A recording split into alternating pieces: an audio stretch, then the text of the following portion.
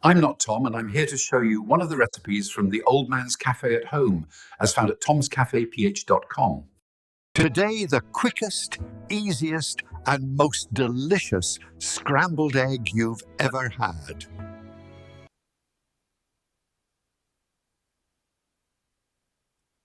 You can't make scrambled eggs without breaking eggs. Is that what they say? Here we're going to make scrambled eggs, easiest, fastest scrambled eggs, and the nicest scrambled eggs you've ever tasted. And we're going to include three things. Eggs, of course, a little bit of oil, tiny bit of oil, and some mayonnaise. No butter, no fancy stuff, not even any salt, because it's already in the mayonnaise.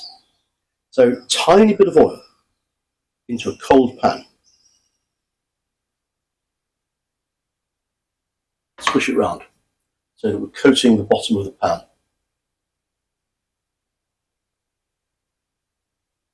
Pan is still cold. 2 eggs. Yep. I don't know which farm these eggs come from, but they have the strongest shell of any eggs I've ever used from anywhere. And I'm always in trouble trying to break them. And always in trouble because a tiny bit of shell ends up falling in. Trick, eggshell sticks to eggshell. So if you drop a bit of eggshell in, pick it out with eggshell. So here's where we're going to get really interesting. We're going to make the scrambled egg in less time than the toast. So just put the toast in. I'm going to turn the power on, and we're going to turn it on high. That makes no sense to most people. Watch. What's going to happen is the egg is going to start basically to fry. Because if you take out all the fancy stuff that people talk about, scrambled egg is fried egg with fat in it. That's all it is. So you can see we're already starting to fry gently. And so we break the egg up and we stir in 1 teaspoon of mayonnaise. I buy it because I have trouble making mayonnaise, frankly. And then we're going to turn the heat off. And we're going to use the residual heat in the pan. We might need to add a little bit more heat later, but for now, all we're doing is stirring that through and letting it slowly cook through. And you can see it slowly thickens. We need to keep it flat, otherwise it doesn't work. Get a little bit more heat. Don't be afraid of adjusting your technique. People say tasting, but actually, they say you should taste at every stage. But actually, it's not just tasting. You need to check textures. You need to check how something is thickening. And we've got the toast is ready. Got to get a plate. I'm just going to get a plate.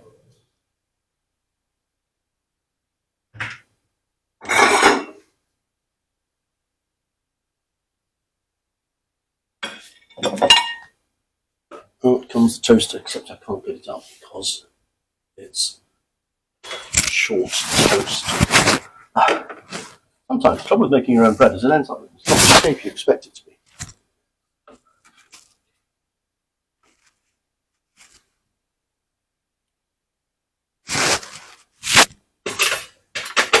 There we are, and we have perfect scrambled egg, loose, which is the chefy term. I'm not a chef, but it's a chefy term for slightly sloppy.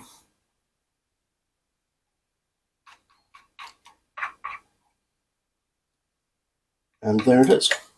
This, incidentally, is a not very non-stick pan from Ikea. It appears to be non-stick until it burns, which it does around the edges. It's not a perfect pan by any means. And so, there you go, quick product review. IKEA non-stick saucepan is not very non-stick. And here is the finished product.